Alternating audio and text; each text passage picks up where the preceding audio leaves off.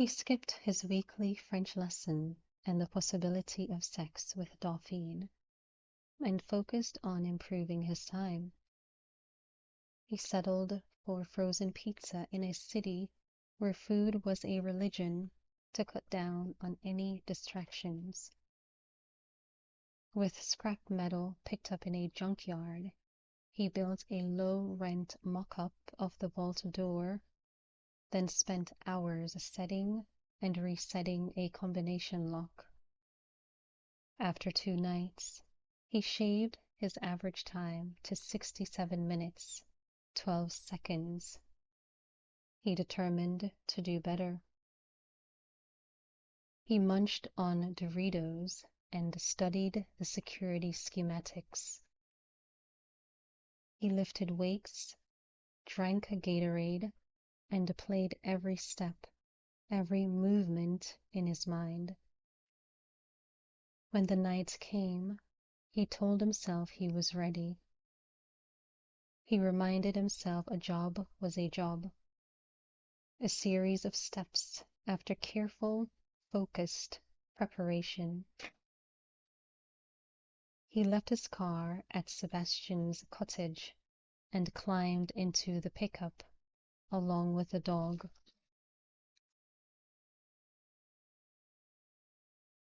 I drop you where I showed you on the drive-by, and you hoot-foot it from there. Ain't nobody much travel that road at this time of night. But you see a car coming. I move off the road, Silas finished. When I'm clear, I turn my phone back on, text you, and you pick me up where you dropped me off. You got a cool head. I'm cool. I've got it, he added. If we run through it too many times, I'm over-prepared. I've got it. The steamy, moonless night worked in his favor. There'd be security lights on the grounds, but easy to avoid.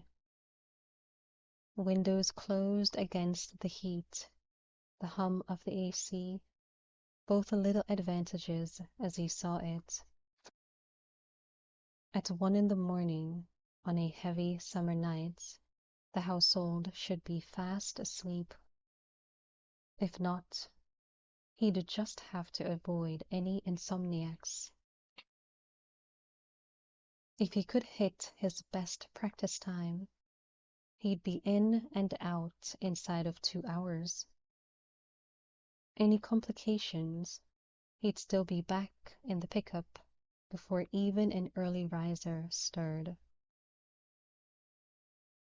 They didn't pass another car on the 3-lined road. When Sebastian pulled over, he gave Silas one last long look. Bonne chance. With a nod, Silas got out, checked the time, and ran. Tall, lanky, dressed in black, he covered the quarter-mile quickly, then stopped in the cover of trees to study the house. The expected security lights illuminated the lush lawns, silvered the dripping moss. The carriage lights that flanked the wide front door gleamed over the long veranda with its thick columns. But the many windows, every one, remained dark. Using the trees, the shrubs, he kept an eye on those windows for any movement as he circled around to the side of the house and Sebastian's declared weak spot. Roses, lilies, and the summer scent of green perfumed the air as he dealt with the simple lock on the ornate iron handset. Inside, What he guessed they called a morning room or sitting room, he went straight to the alarm pad. First test, he thought, to see if Sebastian knew what the hell he was doing with the homemade reader. The seconds ticked off as the numbers flashed by on the display. Worst case, he ran. But the code flashed green. He closed the door again, quietly. The air here held perfume as well. Flowers and lemons. And that air held still as he stood, eyes closed, to boost his sense of hearing.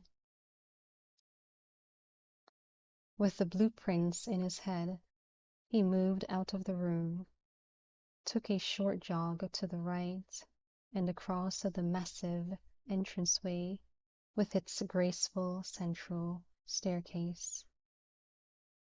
Another jog, this time left, moving quick and quiet, past another parlor, the billiard room, and to the locked door of the office. As he got out his picks, something swished against his legs and nearly shot him out of his chucks. The orange tabby said, "Meow." Though it had a sweet face, Silas didn't touch it. He gave himself 10 seconds to settle, then dealt with the lock. The cat slipped in before he could stop it, and pranced over to leap up and perch on the wide arm of a port wine leather sofa. If he put it out, it might meow more, scratch at the door, or do something else to wake someone up. Silas closed the door and defaced the vault. It looked more impressive in person. 3 feet wide, 8 feet tall, gummetal gray. He knew from the schematics it was nearly 30 years old.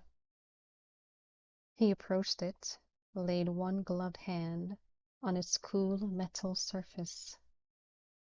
Then, clicking on his stopwatch, got to work. Behind him, the cat watched and purred. He'd gauged the distance to the window, his single escape route if someone decided to come in. Then he blocked everything out. He worked meticulously, as he had on his very first and, in retrospect, incredibly simple safe job. As each number fell, he felt a quiet ping of satisfaction. He'd trained himself to make the graph in his head, did his calculations, and moved on. He stopped once when he heard a creak. Waited, but it didn't come again. Old houses, he knew, had their night voices. When he gripped the lever, he held his breath. Math never lied, but more than sometimes human calculation could go off.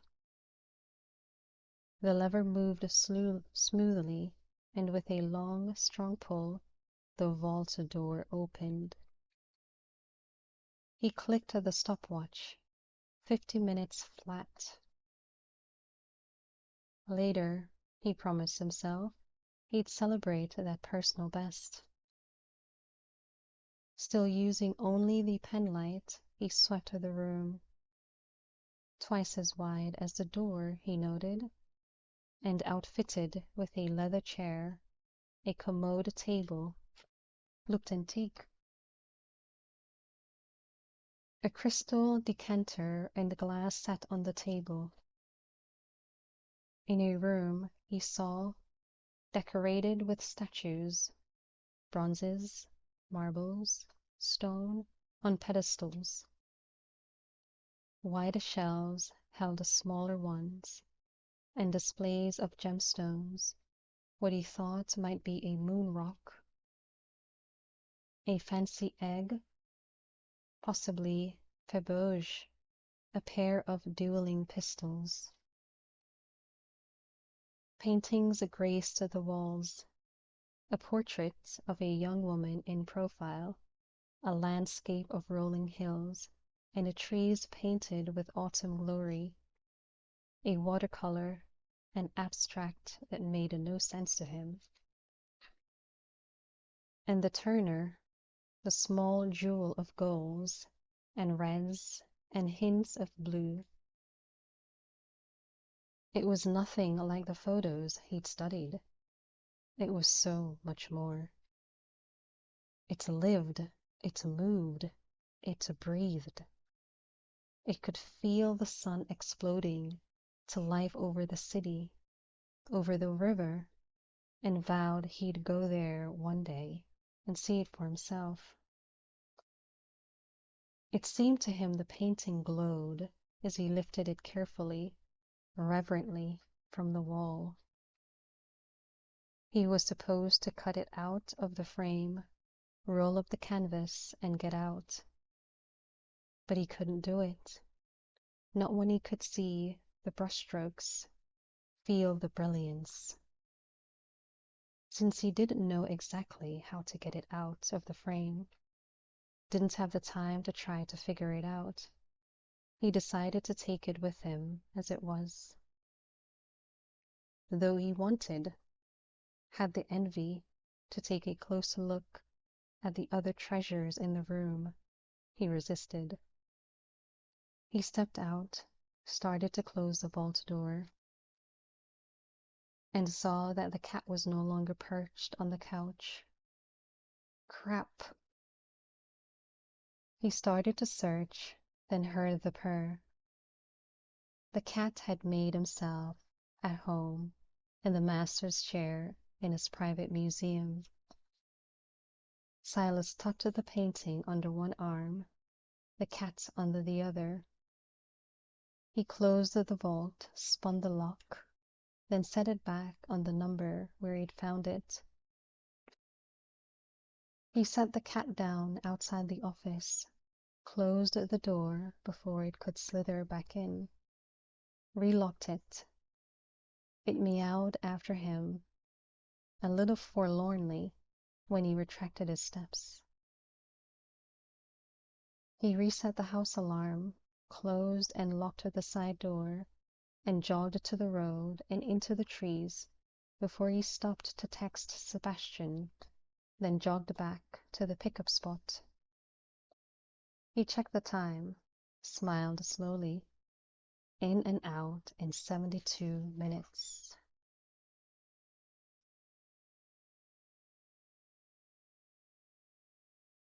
He knew the sound of Sebastian's pickup, but kept to the shadows until he saw it pull up and stop.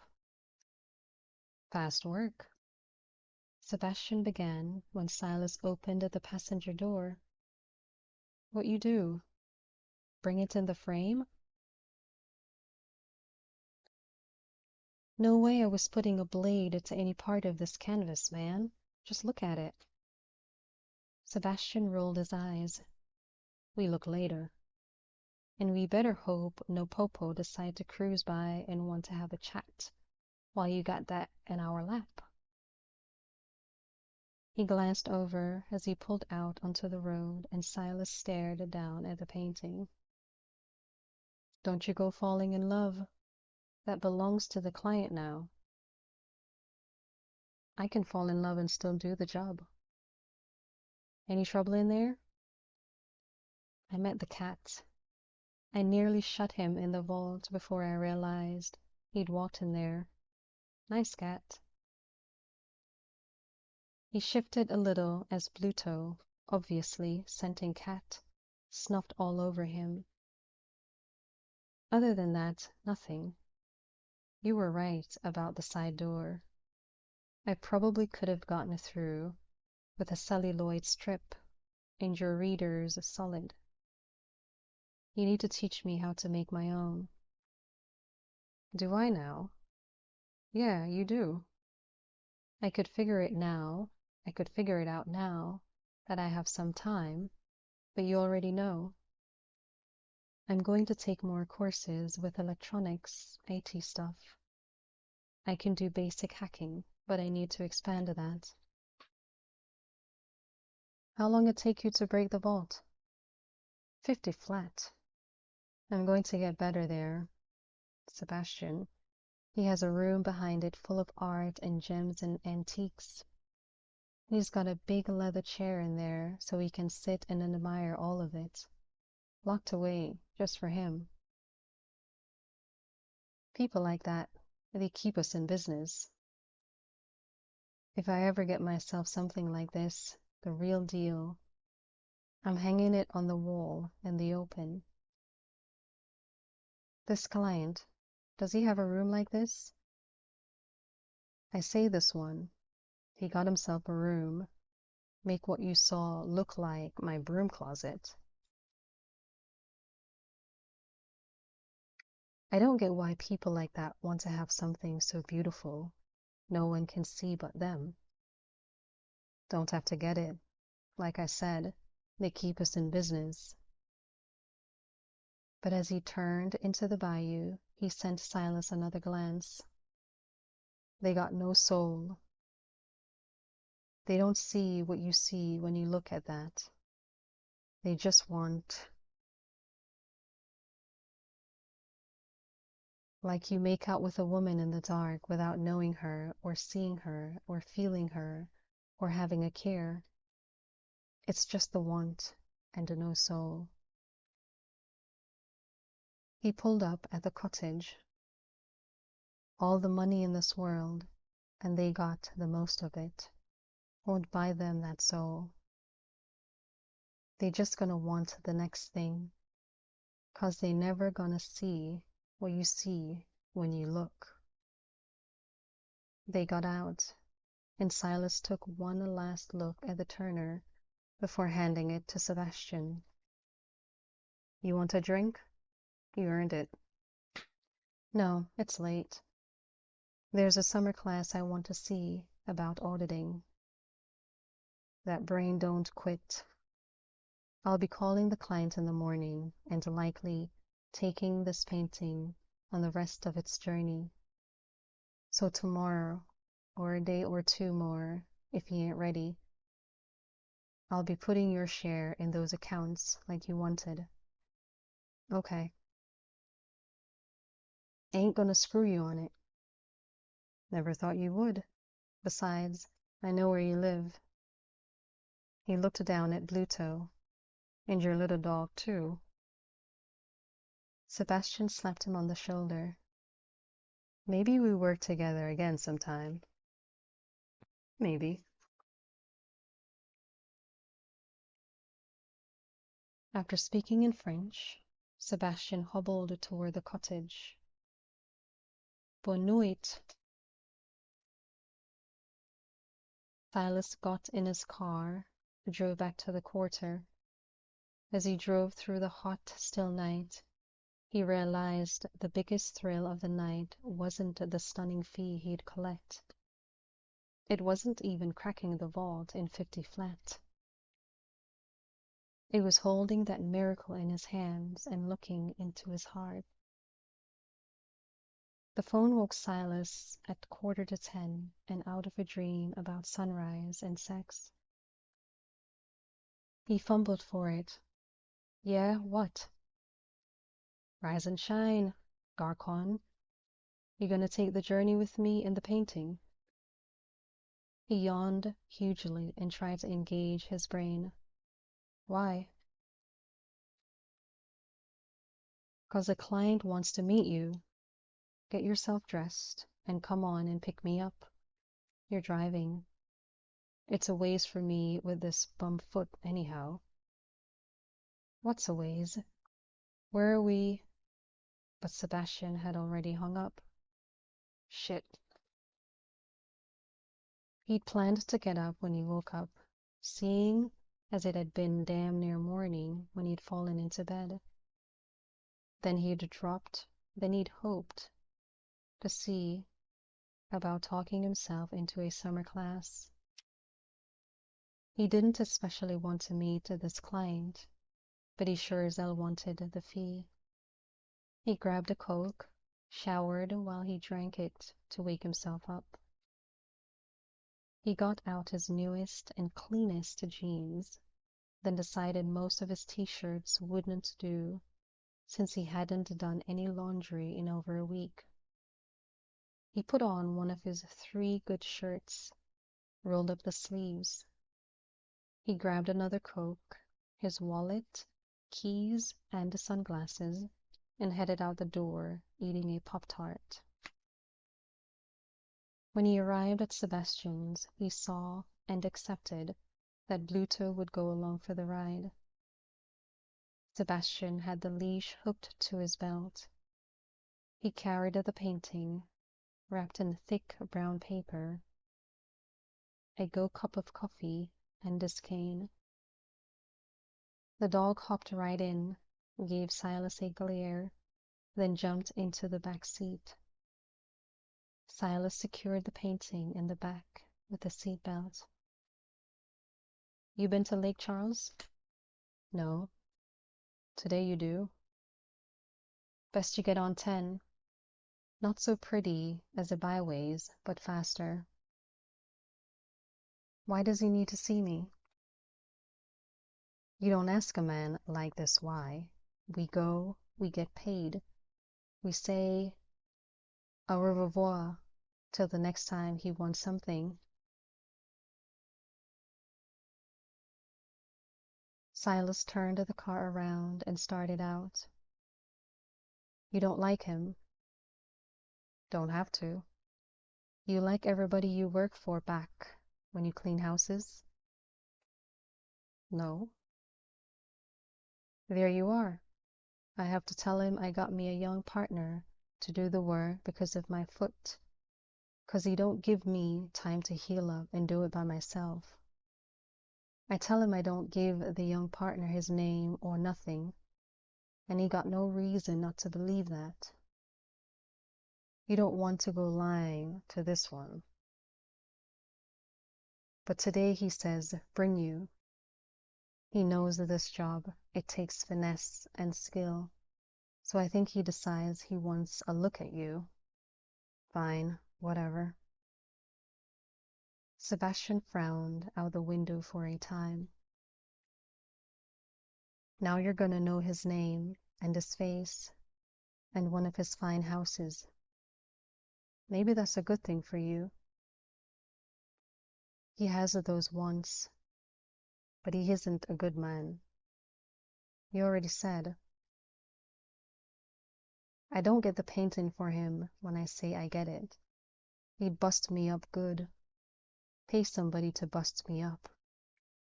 I don't get it because I make a mistake, get myself caught. He don't worry about that, 'cause he knows I don't say nothing about him. Ain't worth my life. He'd kill you? My guts tell me that, for sure they do. And I hear things that tell my head that.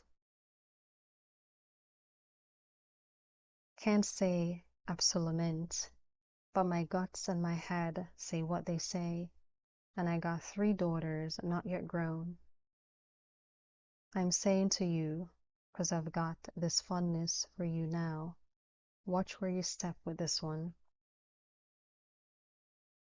We're delivering the painting, so there's no problem. Not this time.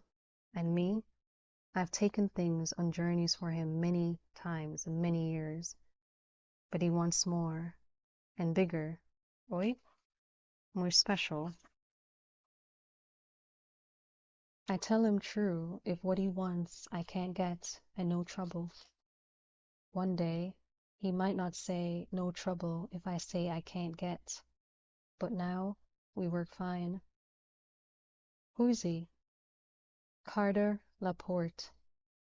That's his name, not who he is. Rich and born that way. a man who lives a life of privilege and plenty, more than plenty. Sebastian considered. Excess, oui? He wears a mask very well, of the civilized, the sophisticated, and the elegant. But under the mask is the ruthless and the cruel. Why do business with him? He wears the mask very well, Sebastian repeated, and pays always without the negotiation after the job. Many will. I have 3 daughters. He shrugged as that answered all for him. This is a man who holds rubies in his hands, but they aren't enough. Never enough. Someone else has emeralds, so he must have them.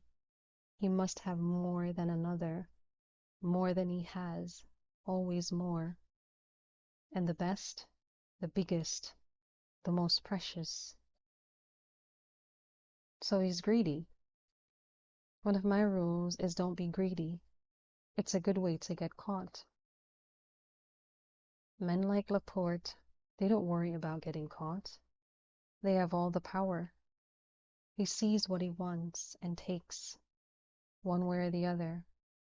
He has a woman, the most beautiful, most desirable, but he tires of her, or sees another, or sees more this, I think. A man with a woman who is beautiful and desirable, so he must have her.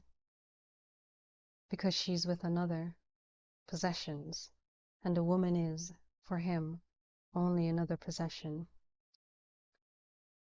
He does not marry. Be wary of a man who doesn't keep a woman, or, as it goes, another man, in his life. A love. Without a love, there are only things.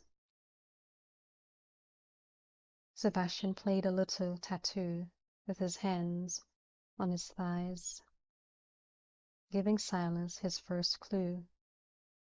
Sebastian feared Laporte.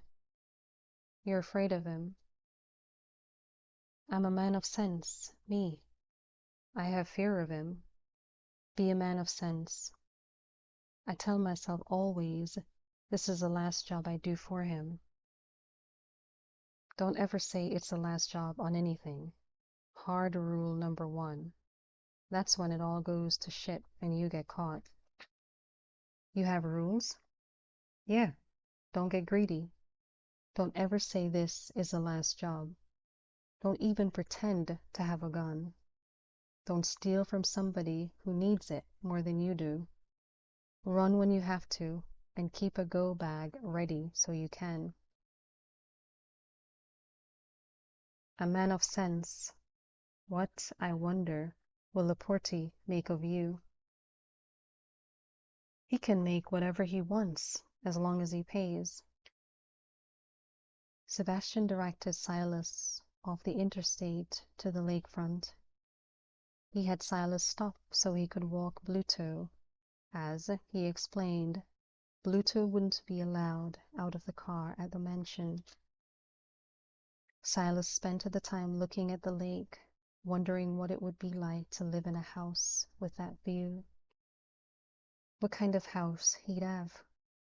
Lots of windows, he decided, so he could see the water from all of them. Maybe a little sailboat at the dock. A secure room, of course, and bigger than Sebastian's. One day, he thought. He couldn't really imagine himself living in a house right now, much less owning one. But one day,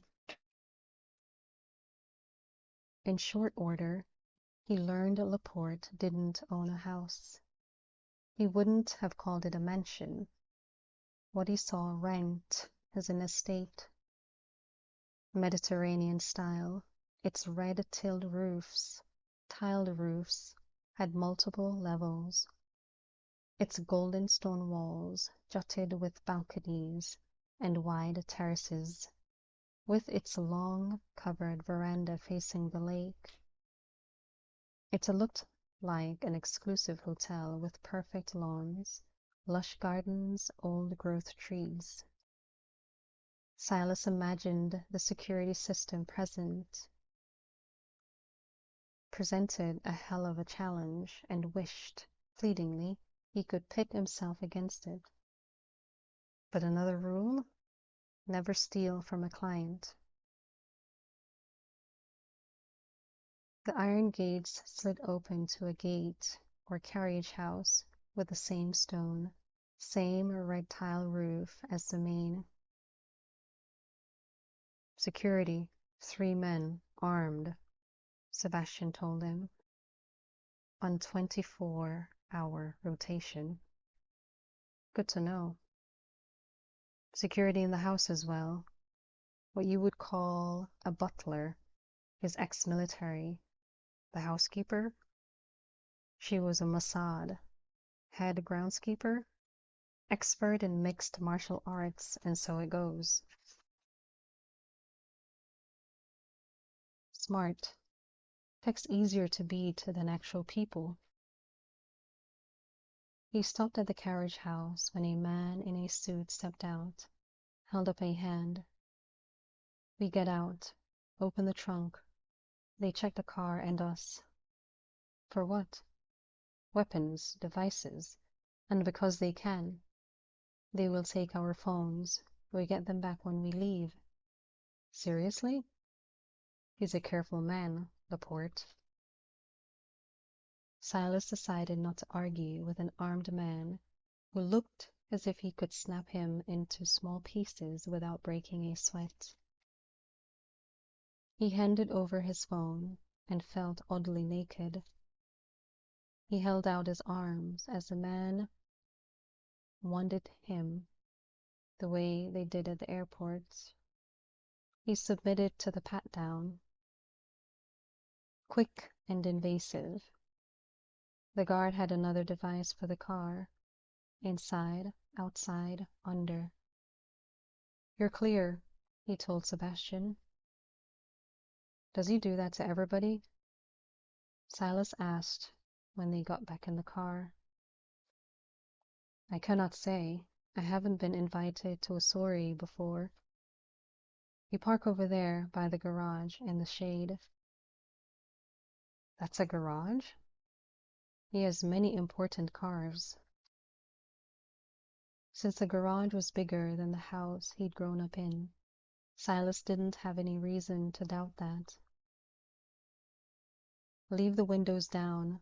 1/4 for Bluto. You wait. He tapped Bluto between the ears and produced a small rawhide bone from his pocket. When they got out, Sebastian retrieved the wrapped painting. We go to the side, toward the back, the servants' entrance, as we are servants to his mind. As they started down the wide path of golden pavers, a woman stepped out of a side door. She wore unrelieved black. Her raven hair coiled at the base of her neck and left her glorious face unframed. Her eyes, deep and brown, flicked over Silas. She carried a tray of glass, a small bucket of ice, and a pitcher of what looked like lemonade. Mr. Laporte is in the courtyard. I will take you. Merci. May I carry that for you? I have it. Her accent, very slight, made Silas think she might be the ex-Mossad agent. One thing for certain, she was really hot. Sebastian sent him an eyebrow wiggle, signaling he agreed.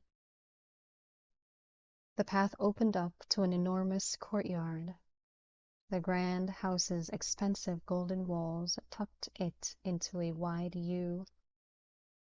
Beyond it lay a pool with sparkling blue water, another small house, and spectacular gardens, a grove of trees. He saw lemons, limes, oranges. Silas pegged Laporte as a slim man with wavy gold hair sitting at an umbrella table. He wore a white suit, white shoes, and dark lensed sunglasses. Silas knew he needed to form an impression, to remember details. But it wasn't easy, as the other occupant at the table was a stunning redhead in the tiniest bikini known to man. It was emerald green and showed off all but a few inches of a spectacular body. She wore a band of flashing diamonds around her left ankle and tip-down amber sunglasses to peer at him out of eyes the same color as those tiny scraps of material. "He has a new one," Sebastian said under his breath. "The last was a brunette." Laporte gave the redhead a pat on the arm, murmured to her. She pouted a little, in a way that had Silas actively willing himself not to drool. Then she rose and donned a brightly floral and transparent wrap of some sort. It swirled around endless legs as she walked into the house. A shame, Silas thought, but her departure helped him focus on Laporte. Despite the dark lenses, he knew Laporte studied him, assessed him, just as he assumed the men knew as much about him already as he'd been able to dig up. He decided his best strategy was to say little and listen well. "So, Sebastian, you brought your young friend." His voice held the South, the wealthy South. "Yes, as requested." Laporte didn't rise, offer to shake hands, but sat as the housekeeper replaced the used glasses, ice bucket, the half pitcher of lemonade with the fresh. She filled 3 glasses with ice that cracked as she added the liquid. Sebastian waited until she'd carried the tray away. "And the Turner." A man held open a door for the housekeeper, then walked toward the table. "The butler?" Silas wondered. He looked military, the posture, the way he moved. Saying nothing, the man took the wrapped painting and went back across the courtyard into the house. "Sit," Laporte invited. "We'll have some lemonade while the painting's authenticated." "Merci." "I haven't yet heard of an unfortunate burglary." While my acquaintance would be reluctant to report such a theft to the authorities, I would surely hear of it. My young friend is very tidy in his work. No trace of him left to find. I think perhaps this acquaintance hasn't as yet visited his personal gallery. He will be surprised when next he does. "Did you take anything else?" Laporte looked directly at Silas.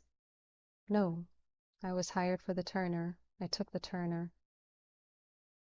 "I'll know if that's true." "Then you'll know." "Tell me how you did it." "No." Under the table, Sebastian put a hand on Silas's knees. Squeezed. Laporte's mouth tightened as he sat back. "I'm paying you. You answer to me. You're paying me for the Turner. You're not paying me for my methods. They're not for sale." "Everything has a price." No, Silas thought, and believed it absolutely. But he said nothing. "You're young. You'll learn." if you live long enough. I could contact the authorities, tell them you came here today with the Turner, tried to sell it to me. They'd have many questions and would never believe a man such as myself would be a part of such a thing, or associated with such as you or Picot. You could, then you wouldn't have the Turner. Laporte let out a quick laugh that had nothing of humor in it. Oh, there are ways and ways. At its signal, Laporte picked up the phone on the table. He listened a moment, then set it down again without saying a word. He smiled a little as he sipped some lemonade. What if I tell you the painting you brought me is a forgery? Monsieur, Sebastian spoke up, this is not what was said on that call. You tease my young friend. Bait, Silas thought, but held his tongue. Indulge me.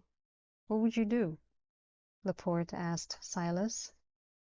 Leave, then find a way to steal it back. It might take years, but I'd work on it. Now Laporte laughed and actually seemed to mean it. He has a spine. I'll see the transfer is made, as agreed. Sebastian, give me a moment with the boy. Monsieur. A moment with the boy. That voice turned the air to ice. I'll send him out to you, unharmed. That's fine. I'll meet you at the car in a minute. He's under my care, Sebastian said as he rose.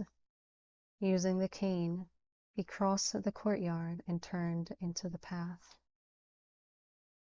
An interesting man, Sebastian, and a clever one. Our association has been mutually beneficial for some time. Laporte sipped again, gazed out over the pool, the gardens. But he's older than he was, and not as quick on his feet. He called on you because of that. I think the transfer should be more for you than I imagine he negotiated. What's your percentage? Between Sebastian and me, I'm offering you a bigger cut. It's my money. I think 80% for you, 20% for him. I'll need your banking information. You pay Sebastian, he pays me. That's the deal we made. I'm changing the terms. You barely know him, and I think I'm offering you double or more than what you agreed to. I appreciate it, but you pay Sebastian, he pays me. That's the deal. Laporte tipped down the sunglasses, peered over them with cold, hazel eyes. Loyalty can be bought, too. If it can, it's not loyalty. He rose. Thanks for the lemonade. Enjoy the Turner. It's really beautiful. One day you'll regret not taking a bigger cut, Laporte called out as Silas walked away. I don't think so. He understood Sebastian's fear now that he felt that deep cold in his own belly. It occurred to him the hot housekeeper, or the stoic butler, or the rigid carriage house guard, any or all of them, could bash a skull in, Sebastian's too, and dump their bodies in the lake. Nobody would know the difference. He figured Laporte knew the same. Sebastian didn't speak when Silas got in the car, or when they drove to the carriage house to retrieve their phones. He waited until he had Silas pull over yet again to walk Bluto. What did he want? To give me a bigger cut. Cut you out down to 20%. Sebastian nodded as Bluto lifted his scraggy leg and pissed like a racehorse. And what did you say? A trace of the anger born of fear, lashed out. What do you take me for? We made a deal.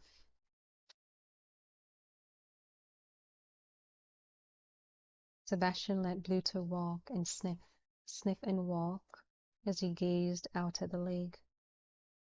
Many who had made a deal would have taken this new one. Then I'm not many. No, you're not.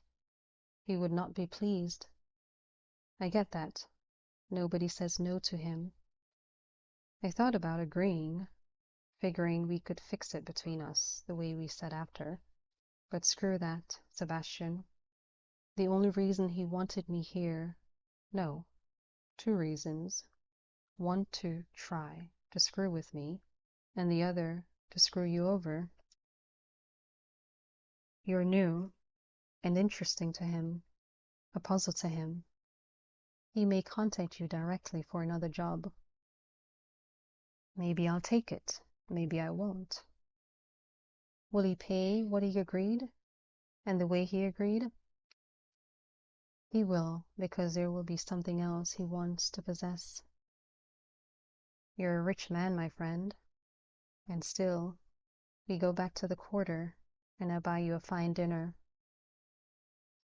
Tell me one thing first. If it had been reversed,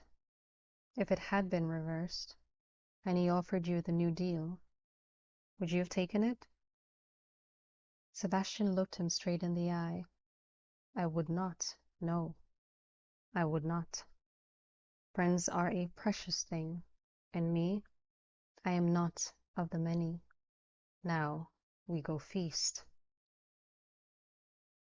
They walked the dog back to the car, and Sebastian sighed as he sat. The woman? The red-haired woman? Ooh la la.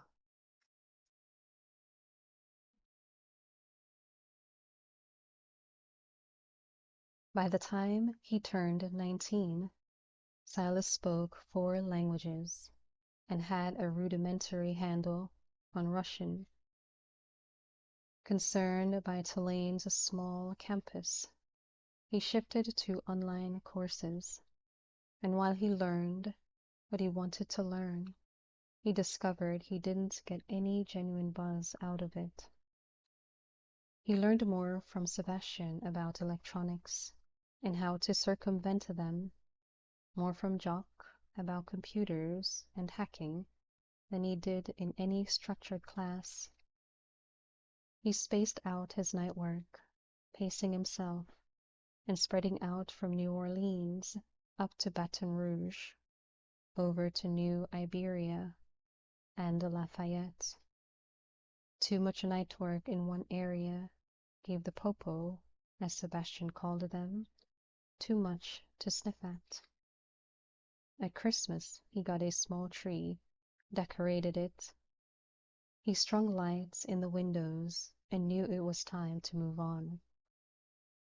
He spent part of Christmas Eve, happily for both of them, with Dauphine in bed, while they lay hazily naked, looking at the lights around the bedroom window, listening to the revelers still partying in the quarter.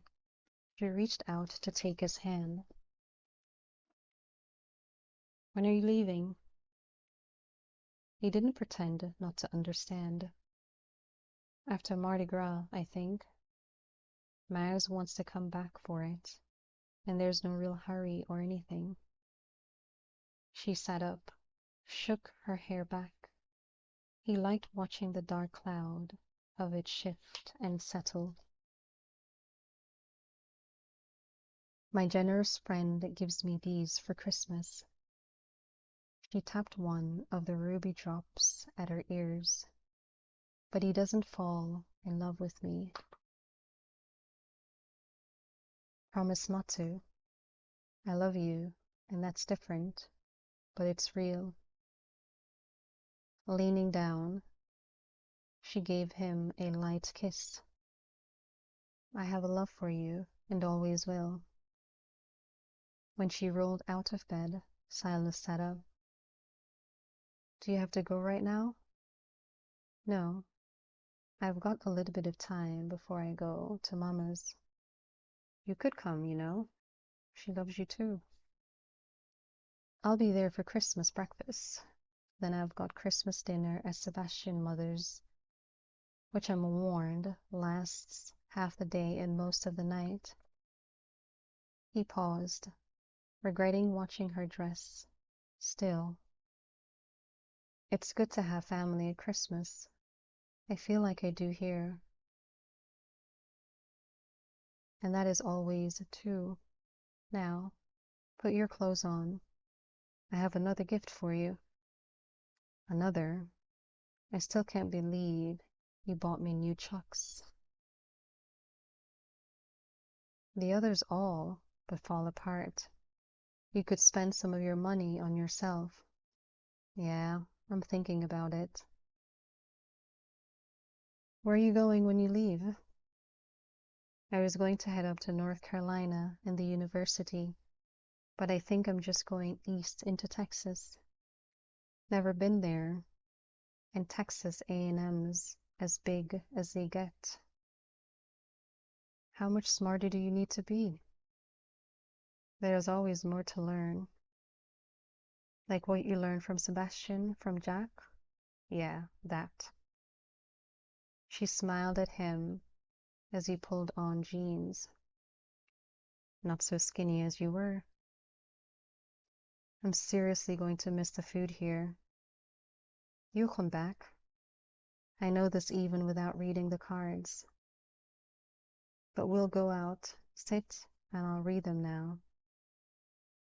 He stopped short in the act of dragging on a t-shirt. You will? You never asked me to read them for you. Because you're spooky at it. Tonight, I'll read them. No charge, because it's Christmas. And a gift. She pointed at him. It's rude to say no to a gift. He dragged the shirt on, thinking no. She didn't always need the cards to read him. He knew the routine, and sat to shuffle the cards she took out of her purse. He made the cuts, then watched as she laid out the spread. This doesn't surprise me. She tapped the central card representing him. The magician, clever, creative, one who seeks new opportunities. You connect with the spiritual and material realms. You're a man of the earth who knows that there's more. There's power in you, so you seek the knowledge to use that power. And here is strength crossing you. You see the woman with the lion. You have many women in your spread. They can't resist me. So much of the strength in you, both courage and compassion, comes from the woman who forged you. You're fortunate in them, for you'll need the strength, the energy and the kindness of it on your journey. You know this inside yourself already. Above you, the Page of Pentacles, youth, ambition, a desire for knowledge and for the journey that leads to finer things. He looks ahead, you see? Always ahead to what's next. You won't settle for some time to come. And here, below you, the Queen of Cauldrons, a woman of kindness and a giving spirit. Your mama here, and Max as well, who gave you the foundation. She looked at him with a smile in her eyes, with love in them, the sort that came from true friendship. If women are drawn to you, it's not just your pretty face. I might have slept with you for your pretty face. but I wouldn't love you as without the rest. You helped change my life, not just the French lessons and the sex, the friendship. He took her hand. I had good friends in Chicago, but I had to leave, and I don't know if I'll ever really reconnect with them. I will with you. You will. I won't allow it otherwise.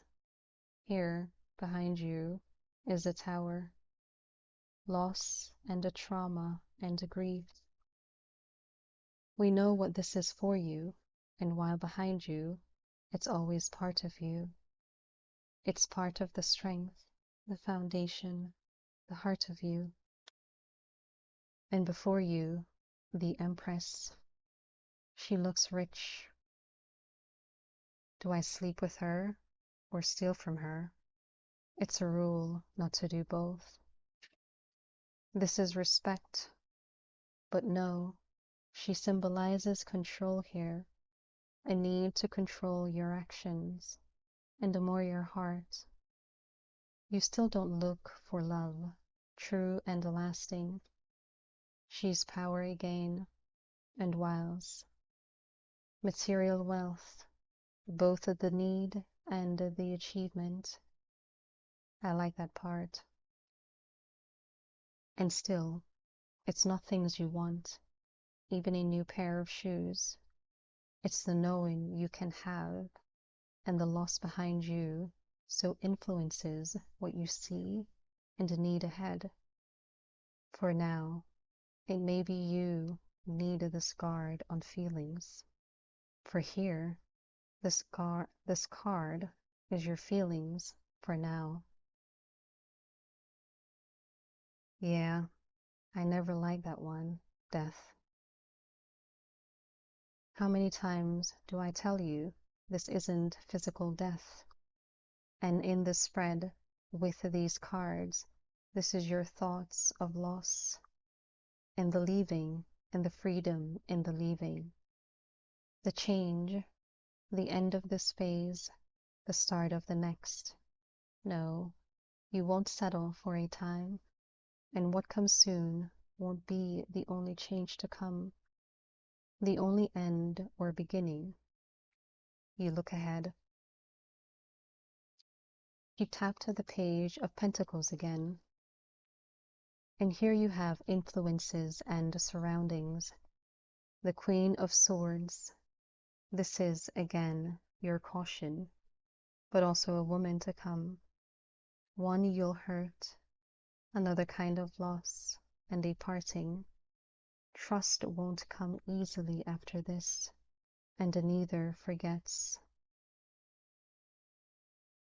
Dauphine looked up at him, reminding Silas why he'd never asked her to read his cards. Spooky, he thought again. The spooky was all over her. Sometimes we look ahead and don't see what waits and wants right in front of us. Your journey takes you on and away, maybe to protect her or yourself, but the sword pierces hearts. A wound can strengthen as you've been strengthened by wounds, and they can harden. Take care not to harden. I don't want to hurt anybody. Sounds like bullshit coming from a thief, but not from you. Here we have your wishes and goals. Pentacles again, a kind of coin. Oi? The 9 shows a woman again, and she is content. A wish for that contentment, for accomplishments, fulfillments, and the ability to make it so. Wealth, yes, in the material and in the spirit.